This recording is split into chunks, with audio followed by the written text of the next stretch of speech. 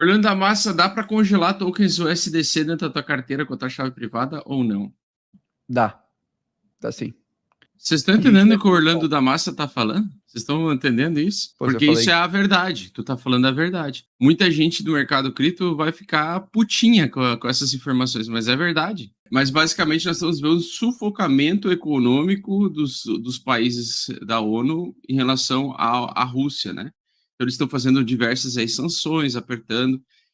E não sei se tu chegou a ver, mas os oligarcas russos, ou os grandes bilionários russos aí que fazem parte ali, diretamente do governo, eu não sei se praticamente da mesma família russa, não sei se tu chegou a ver que estão congelando todos os Estados Unidos está congelando todas as contas bancárias dos russos bilionários, e se isso, e essa é a minha pergunta até que eu queria fazer para ti, se isso pode ser um dos motivos para que o Bitcoin possa ser comprado por esses tais bilionários, ou seja feita uma diversificação com o Bitcoin para bilionários russos, por exemplo.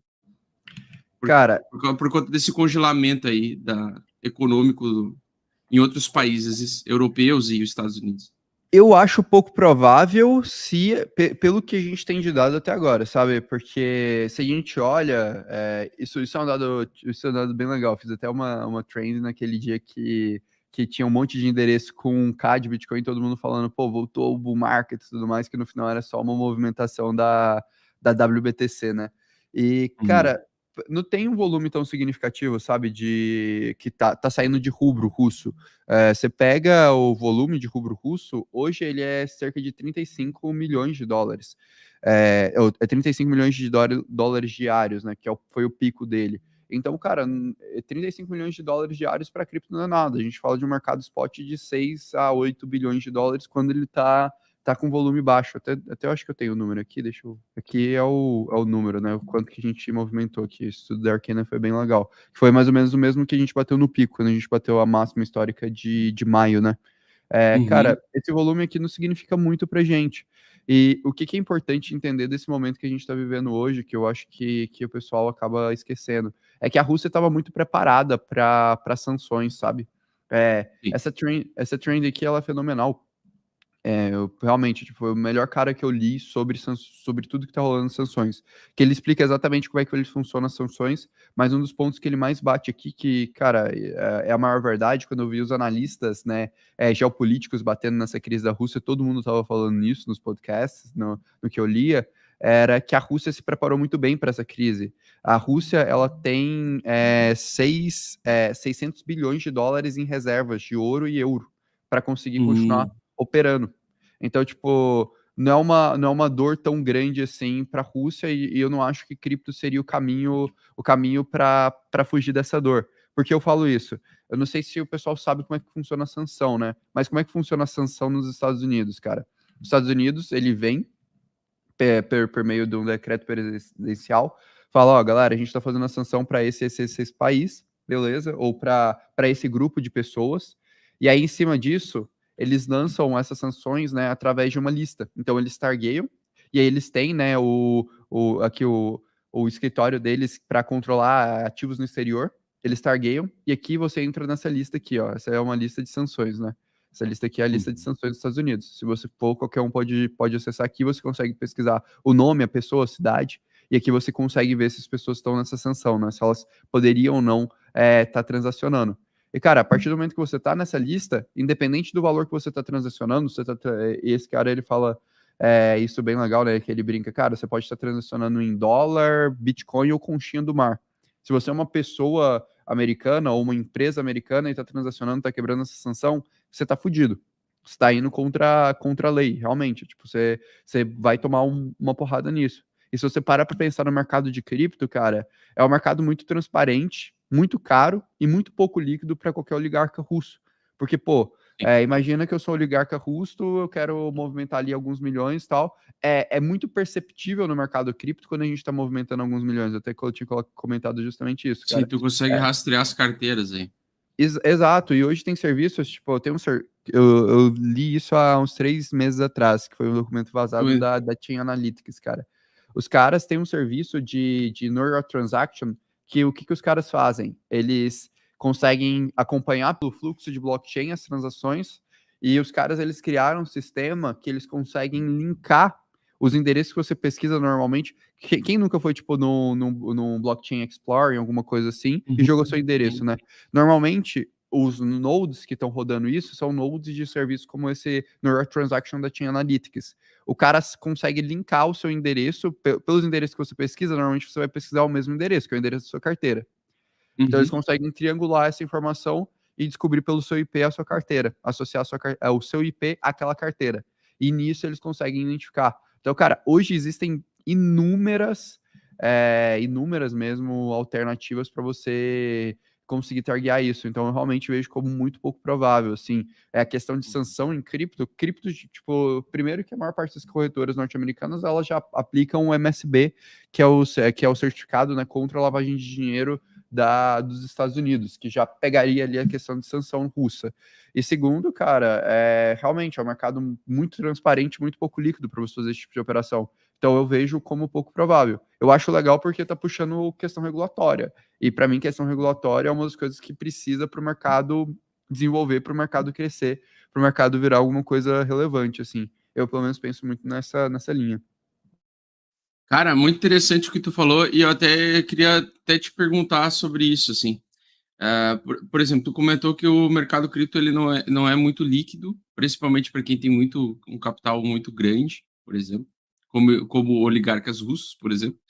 E ele é muito transparente. Agora, com a provável regulação cada vez maior dos mercados cripto em todo o mundo, o que que tu achas que, por exemplo, Bitcoin ainda servirá como uma moeda que representa a liberdade das pessoas com o seu dinheiro em transação e tudo mais? Ou nós vamos ficar cada vez mais engessados ao sistema monetário convencional, tradicional, e o DeFi vai ser somente mais sei lá, mais uma ferramenta que vai ser controlada?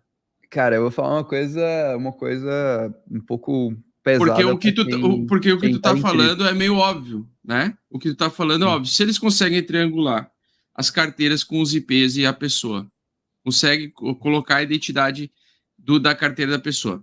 Se a blockchain registra todas as transações de trás para frente, frente para trás, tanto de Bitcoin quanto de Ethereum, como é Não, que. Hã? não é um sistema tão anônimo assim, né? Então, ele não tem nada de anonimato. O mercado É, cripto não é anônimo. o que eu acho que é. Ele era anônimo até não ter essa triangulação de informação. Mas se Sim, tiver a sim. triangulação de informação, tu vai conseguir. Cara, o que eu acho legal, né? Eu vi até o pessoal mandando aqui da MetaMask, da Infura, etc. É que o mercado de cripto ele vai ser anônimo à medida o quanto você quer entrar a fundo nesse mercado e participar desse mercado. Porque é o seguinte, se você está dependendo de um serviço centralizado para fazer suas operações de cripto, vamos supor, cara, eu, Orlando, tô pegando aqui minha carteira, mas minha carteira é uma carteira da MetaMask, que o node que eu tô rodando não é um node meu, né? Tipo, normalmente, para você interagir com o blockchain, você precisa rodar um node. Você precisa rodar uma parte da blockchain do Bitcoin. Seria ali o básico para você interagir. Até dependendo do caso, mais de um node. Se você não roda esse node, você está terceirizando isso para alguém. Então, basicamente, quando eu estou usando a MetaMask, o que eu estou fazendo? Eu estou pegando minhas informações, tal, estou lá com a minha operação, e estou mandando através da minha carteira uma informação para um node, no caso, o node da Infura, que é a parte de infraestrutura da Consensus, que é a empresa responsável pela MetaMask. Cara, esse cara, ele tem a capacidade de travar minha MetaMask. Por quê? Porque se ele pega e olha, pô, meu IP, igual aconteceu agora, aconteceu isso na Venezuela, né? Pô, meu IP é da Venezuela, eu tenho esse registro aqui e tudo mais. Pô, cara, eu Até vou tinha travar. separado sobre isso. Sim, eu vou travar esse cara. Por quê? Porque eu tenho a informação do IP que ele tá ilegal, vamos dizer assim, nessa operação aqui, e eu sou o cara da infraestrutura. E normalmente a infraestrutura, por exemplo, no caso da Infura, da onde que está essa infraestrutura? Está nos Estados Unidos. Então, se os Estados Unidos chega, faz um processo regulatório, chega na Infura e fala, cara, o negócio é o seguinte, você está facilitando a transação, você está facilitando a operação. Você não pode ser nem o cara que está recebendo dinheiro, mas você está ser no meio para esse cara movimentar o dinheiro. Então, pô, não vai rolar. E aí, é claro, você vai ter que inventar. O pessoal tá falando muito de VPN, né? Vou usar VPN, vou usar VPN.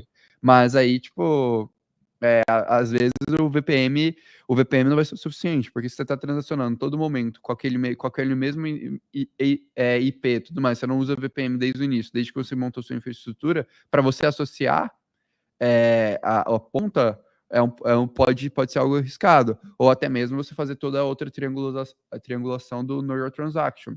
O que é viável? Ah, não, cara, eu vou rodar meu próprio node, eu vou fazer toda a minha operação, vou fazer toda a minha wallet através de uma wallet descentralizada, de código aberto, fazer toda a parada realmente no nível assim que a galera fazia em 2012, 2013, queria interagir com o Bitcoin, que você baixava a sua wallet, rodava um nó no seu computador de Bitcoin para você transacionar. Aí, beleza, aí talvez a gente esteja falando de alguma coisa que é mais, vamos dizer assim, anônima.